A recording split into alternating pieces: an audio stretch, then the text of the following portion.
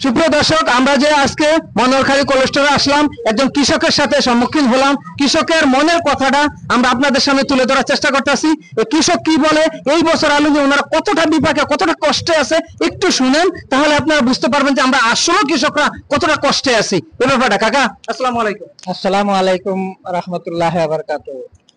কাকা, আমি আপনার কাছে জানতে চাইতেছি, আপনি যে একজন কৃষক এবং মানে প্রান্তিক কৃষক, আপনি কোনো ব্যাপারই না, আপনি যে এবার কোল্ড স্টোরে আলু রাখলেন, এই কোল্ড স্টোরে আলুটার ব্যাপার নিয়ে বর্তমান দাম কি এবং আপনার কি সম্মুখীন হইতে, কি সমস্যা আপনি একটু বলেন প্লিজ। আসসালামু আলাইকুম। আমি বিগত কয়েক বছর ধরে আমি চাকরিতে রিটায়ার্ড হওয়ার পরে আমার নিজের জমিতে আমি আলু খেতি করি। এতে আমার 100-150 বস্তা আলু হয়। আমি এই আলু এই বছর যে আলুটা রাখছি, এখন আমি বিক্রি করতে আসছি আলু, আমার 50 কেজি আলু 100 টাকা বলতেছে। এখন 100 টাকা আমি বিক্রি করলে আমার খরচই হয়েছে এক বস্তা 50 কেজি আলুতে আমার 1000 টাকা খরচ। তা আমি 100 বস্তা আলুতে আমার কত টাকা লস হয়ে যায় আপনার এই দর্শক হিসাব করে দেখেন। আমি এক বস্তা আলু 100 টাকা বিক্রি করলে মাত্র 10,000 টাকা পাচ্ছি 100 বস্তায়। তাহলে 90,000 টাকাই আমার নাই। 90,000 টাকাই আমার ব্যয় হয়ে গেল, আমার অপচয় হয়ে গেল। তা আমি কিভাবে আলু খেতি করব, কিভাবে গৃহস্থী করব, কিভাবে আমি করব।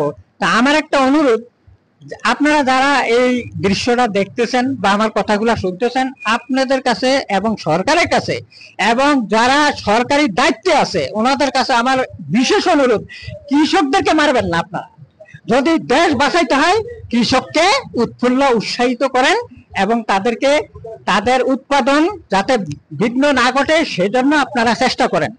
সার ক্রয় করার সময় প্রতি বস্তা টিএসপি আমরা 2,000 টাকা করে কিনেছি এবং কি লাস্টে আমরা পাওয়া যায় না, পাই নাই।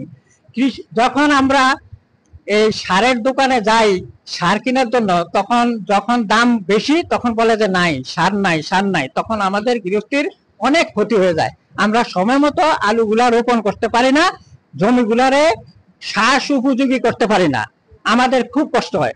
কিন্তু আমার অনুরোধ দেশবাসীর কাছে এবং সরকারের কাছে এবং যারা সরকারি দায়িত্বে আছেন কৃষি মন্ত্রণালয়ের কাছে, আপনারা কৃষকদেরকে উৎসাহিত করেন যাতে তারা উৎপাদন করতে পারে, প্রচুর পরিমাণে উৎপাদন করতে পারে। শুধু আলু নয়, অন্যান্য গৃহস্থী অন্যান্য কিছুর ভিতরে ইউরিয়া, টিএসপি, এমওপি সার প্রয়োজন হয়। কাজে সারের মূল্য যেন কম থাকে, সেজন্য আপনাদের কাছে আমার বিশেষ অনুরোধ, আপনারা মূল্য স্থিতিশীল রাখেন এবং কৃষকরা যেন আলুর ন্যায্য মূল্য পায়, এদিকে সরকারের দৃষ্টি আকর্ষণ করছি। এই বলে আমি আমার বক্তব্য শেষ করছি। আসসালামু আলাইকুম রহমতুল্লাহ। দর্শক, আপনারা শুনলেন একজন প্রান্তিক কৃষকের মনের কথা।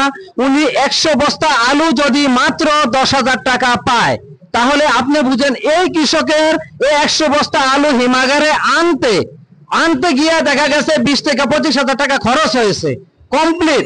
তাহলে সে 10,000 টাকা যদি পায়, তাহলে তার কি রইলো? না বীজের টাকা, না শেয়ারের টাকা, না জমির রিজার্ভ, কোনো কিছুই হচ্ছে না।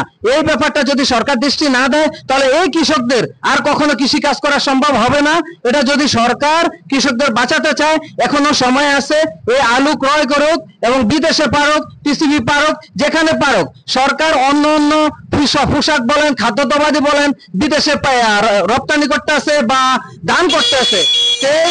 তা আপনার এই অন্যান্য জিনিসগুলো কমিয়ে হলো এই আলু বিদেশে দান করুক। ফিলিস্তিন আছে, রাশিয়া আছে, আপনার সিরিয়া আছে, বিভিন্ন দেশে যেসব দেশগুলোতে সরকার ত্রাণ সামগ্রী দান করতে আছে, এই আলু দান করুক, তাহলে অন্তত কৃষকরা বেঁচে যাবে।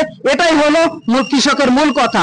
আর একটা ব্যাপার হলো, সরকার যে বলেছে 22 টাকা ধরে আলু ক্রয় করবে, আদৌ বাংলাদেশের কোথাও এই কার্যক্রম চালু হচ্ছে না বা সরকার ক্রয় করতেছে না। তো আশা করি সরকারের দৃষ্টি আকর্ষণ করছি, যদি এই ভিডিওটা কোন সরকারের কর্তৃপক্ষ দেখে থাকে, তাহলে অবশ্যই আপনারা পদক্ষেপ নেবেন এবং দর্শক, এই সরকারের কর্তৃপক্ষ পর্যন্ত পৌঁছানোর দায়িত্ব আমার, আপনার, আমাদের সকলের। এই ভিডিওটা এমন ভাবে শেয়ার করবেন যেন সরকারের কর্তৃপক্ষ পর্যন্ত পৌঁছাতে সাহায্য করে। তো দর্শক, আজকে এখানেই। আসসালামু আলাইকুম।